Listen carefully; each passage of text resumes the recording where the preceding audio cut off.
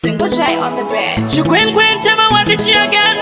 Lady J on the fashion again. Chavindi what the beat na booster tick. Kati ite tek tek kunge kuru kone pandi kupanda na ruto basi na kuchita.